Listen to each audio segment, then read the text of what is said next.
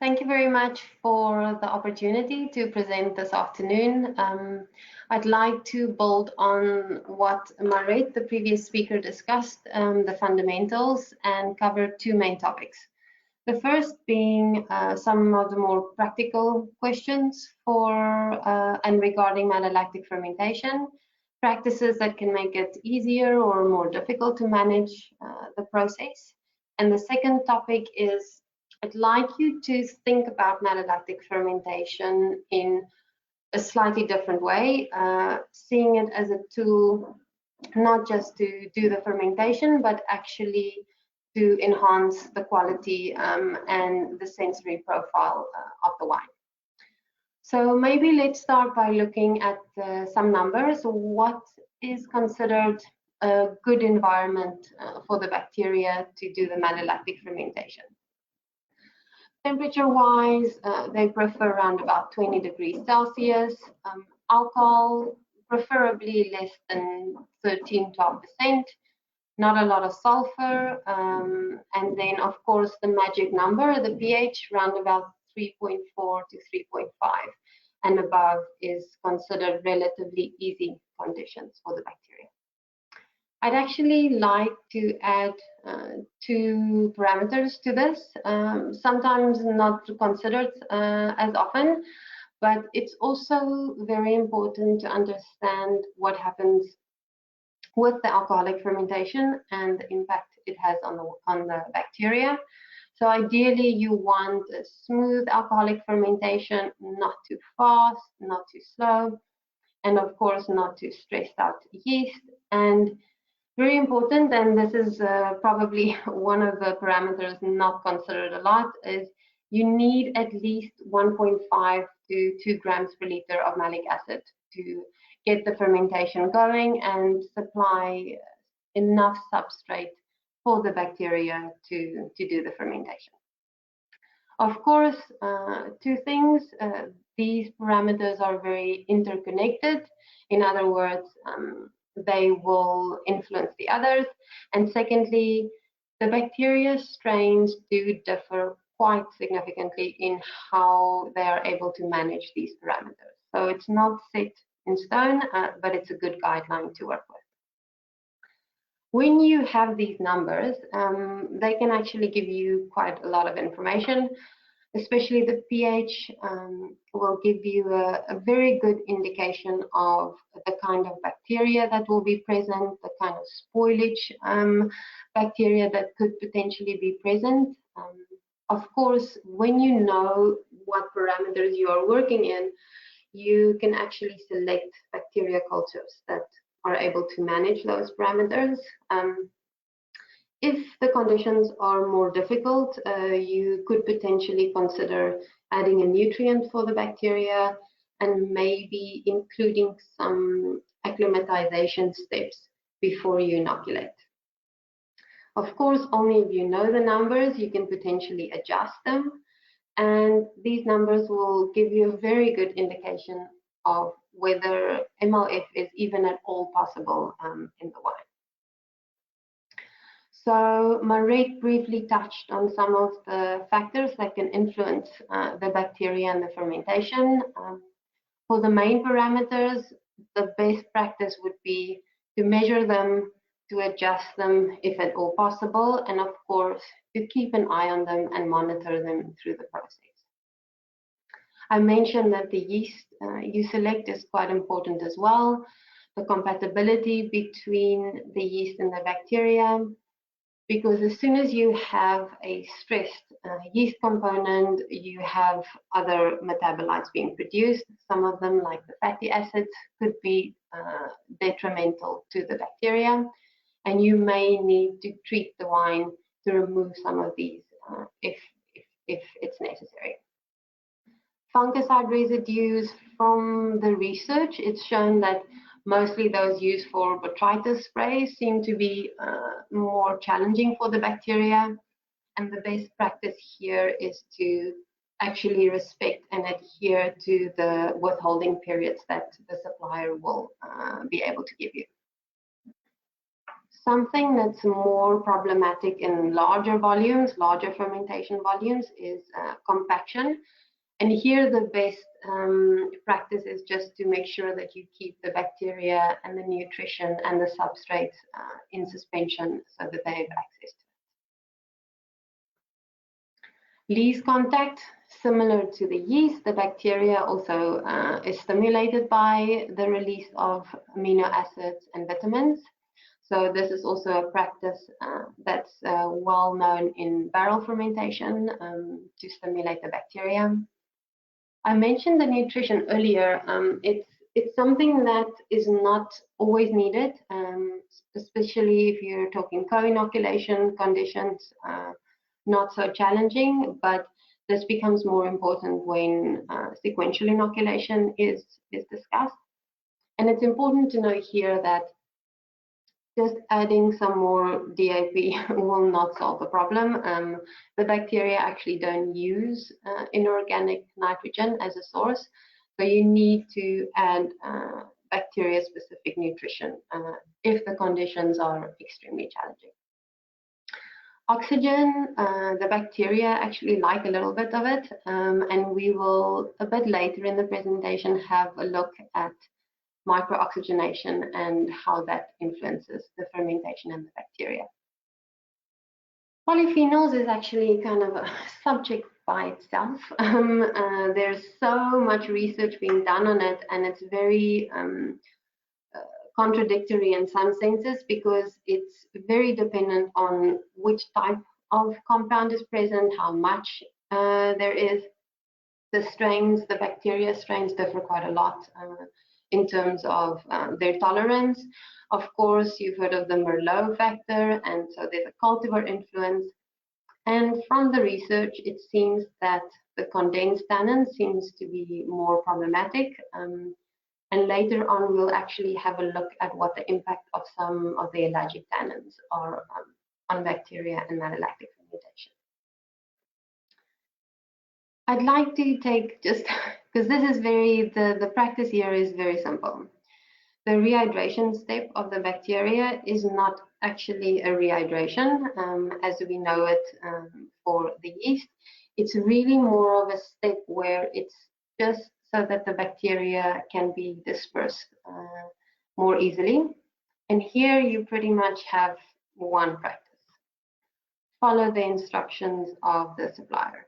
If they say don't use tap water, don't use tap water. If they say 10 minutes, then use a watch and time 10 minutes.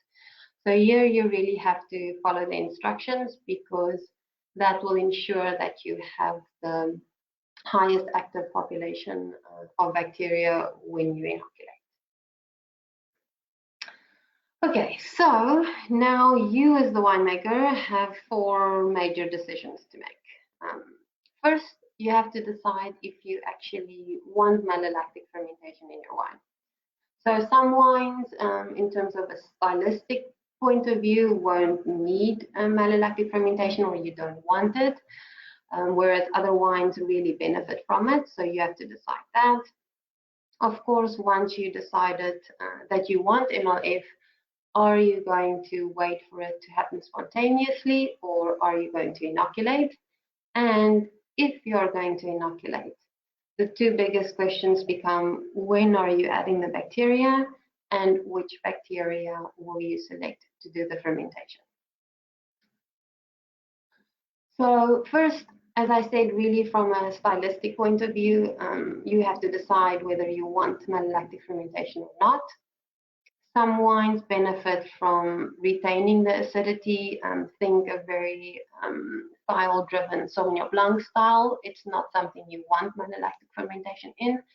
Whereas other wines, maybe a Chardonnay or maybe a greener type of red, can really benefit from the sensory impact of malolactic fermentation. Softening of the wine, less green characters, more complexity, more fruitiness. So here you really have to decide which impact you want in the wine. As I said, the second question then becomes, do you want to inoculate or do spontaneous fermentation? Of course, spontaneous fermentations raised a lot of questions. How long is it going to take? Which bacteria will actually do the fermentation? What will be the impact on the aroma, on the quality? And of course, if it doesn't happen spontaneously or the wrong bacteria is present, what does that mean for your quality and also for restarting the malolactic fermentation? Of course, if you decide to inoculate, that addresses many of these questions because you have a known duration, known sensory impact, and of course, a lot less risk involved. And this is up to you as a winemaker to decide. Okay, so you decide you want to inoculate for malolactic fermentation. When do you actually add the bacteria? So you have a couple of options, and probably the two most important is co-inoculation and sequential inoculation. So the co-inoculation can be anywhere from 0 to 48 hours, where you add the bacteria together with or after the yeast, and this will differ between different suppliers. And then there is a very big difference between the sensory impact that you have with co-inoculation and sequential inoculation. So it's important to decide what you want in the wine at the end of the day. One of the biggest differences, of course, is the difference in the duration of the process. Co-inoculation, obviously, alcoholic and malolactic happening at the same time. Less risk of spoilage. As I mentioned earlier, in most cases, you don't need nutrition in co-inoculation. And probably one of the biggest differences is that with co-inoculation, you naturally have lower levels of diacetyl. So definitely less buttery characters coming through and more of a fruit-forward kind of style with co-inoculation compared to sequential. Okay, so winemakers, things have changed a lot in terms of what is available to choose from as a bacteria culture. And I'd like to go through kind of how things have changed, how we used to select bacteria cultures, and where I think the selection process will go in the future. So originally, it was really, does this thing do malolactic fermentation? That was the only consideration. I just want the fermentation done, and I want it done as fast as possible.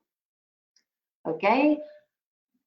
Then what happened is things didn't always go as planned, and we started to realize that the bacteria actually have different needs, different nutritional needs, different tolerances for pH, alcohol, etc. Then came all the rules and regulations and the export expectations and the documentations and the certifications and the audits, specifically with regards to compounds like biogenic amines, ethyl carbamate, etc. But now I think we're finally moving to a place where we can talk about bacteria in the same way as we talk about yeast. The fact that it does the fermentation is a given. Now let's discuss the actual impact on the sensory profile that the bacteria can have, whether it be increasing structure or fruitiness or spiciness or mouthfeel. So ideally, we would now like to get to a point where we see bacteria also as a tool to not just complete the fermentation, survive the wine conditions, not produce biogenic amines, but actually enhance the sensory profile of the wine to reach a certain style. Fresh and fruity, wines for aging, structured wines, etc. Okay, so what do we have available to do this? We now have selected and characterized bacteria cultures. You have three main types of cultures, single Inococcus uni strains, like the Solar range from Anchor and many other suppliers, single Lactobacillus plantarum cultures, which is 100% plantarum, and then like the duet range from Anchor is actually a blend of those two main bacteria genera, blend of Unococcus uni and Lactobacillus plantarum. Okay, so for the next part, I'd like to just address some of the more practical questions I come across when I talk about malolactic fermentation with winemakers. Questions like, can I do co-inoculation if I'm using tannins? If I'm doing micro-oxygenation, what implications does that have for fermentation? What is the difference between co-inoculation and sequential, and the impact on my wine? And of course, a favorite question is, are there actually any differences between commercial bacteria cultures? So as far as tannin usage goes, as I mentioned earlier, the condensed tannins seem to be a little bit more challenging for the bacteria, but we have shown that taking a culture for co-inoculation, here you can see with and without tannins. Even when we use tannins, we seem to increase the total ester concentration.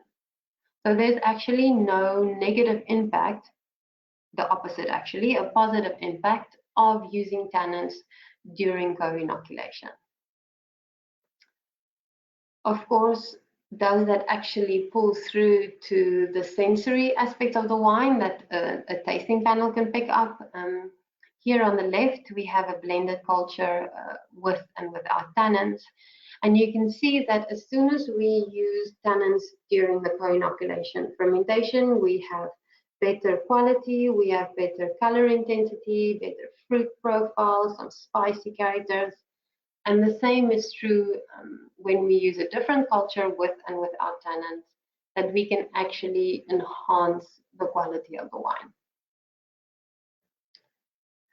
Many winemakers ask, what is the impact of co-inoculation on the color? What does that mean?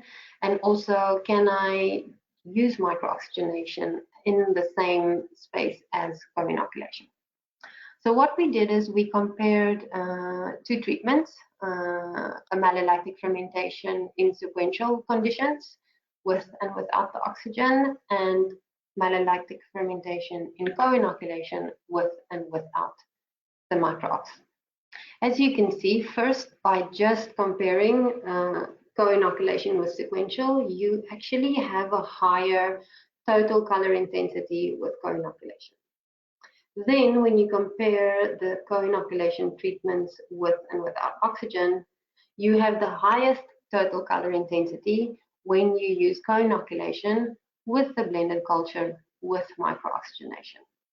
So there is absolutely no risk in using techniques like adding tannins during crush and during fermentation, or using micro-oxygenation during the fermentation.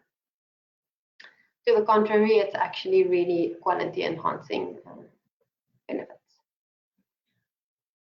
Question I have, what is the impact on color? So we looked at the anthocyanin concentration, and here we specifically compare two blended cultures in co-inoculation with two single Unococcus uni cultures in sequential, and clearly there is a significant increase in the anthocyanin concentration with the co-inoculation compared to sequential. So what happens if we compare different bacteria cultures in co-inoculation?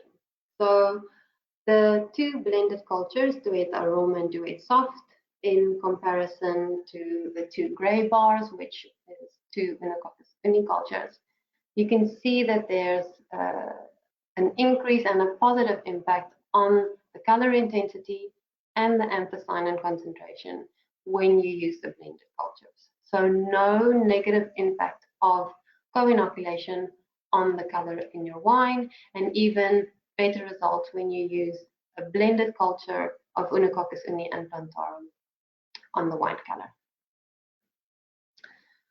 So the reason we have a blended culture in the first place is because Lactobacillus plantarum is actually naturally more complex in terms of their enzyme profiles, as Murray described. And here you can see the Duet AROMA culture has a Lactobacillus plantarum strain that has beta-glucosidase activity. So what that means is, in comparison to a single Inococcus culture, you have the ability with the blend to actually release more grape-derived aroma compounds. So they're bound and not volatile in their form from the grape, and when you add the bacteria with this enzyme activity, you can actually release more of these monoterpenes, norsoprenoids, really the compounds that enhance the fruity and the floral characteristics in the wine. And this is why you would use a blend as compared to a single culture. Same thing, this is a different blend, but once again, you can use the bacteria as a tool to enhance the fruit profile of the wine or enhance the quality of the wine, as you can see on the graph on the right-hand side. So a blended culture in comparison with a single Inococcus culture. What happens when we compare two blends? So as I mentioned earlier, the strains, the bacteria strains, don't just differ in their tolerances of pH, alcohol, sulfur, etc., but they also are different in how they impact the sensory profile of the wine. So here you can see in the blue bars at the top, the Duet AROMA culture very much driving the fruity aroma profile, and the Duet soft culture, the green bars in the bottom descriptors, much bigger impact on the tannin intensity, mouth feel, and volume of the wine. So by using different strains and different blends of bacteria, we can actually decide what way we want to go with the sensory profile of the wine. This is not only true in co-inoculation conditions. You can see the same thing happening in sequential. Here we focused on comparing the Oenology uniculture Solo Select from Anchor versus another commercial Oenology uni strain. And you can see that you can actually use the bacteria as a tool to enhance spiciness or fruit characters, but also the overall preference that tasters have for the wine. Okay, so hopefully this answered some of the more practical questions with regards to bacteria and the winemaking practices you use in the cellar, what can actually enhance the bacteria and the malolactic fermentation, and the aroma profile and the quality of the wine. Okay, so choices. You as the winemaker have to make. Of course, do you want malolactic fermentation? What are the parameters that you have to work in? And then decide what you're going to do in terms of inoculating and which bacteria cultures, depending on what you want to achieve in the wine. If I have to summarize the best practices, I would really say, number one, decide what you want. When I say that, I mean decide what kind of impact on the wine aroma you want, what kind of style impact you want, and be very clear about where you want to end up with the wine.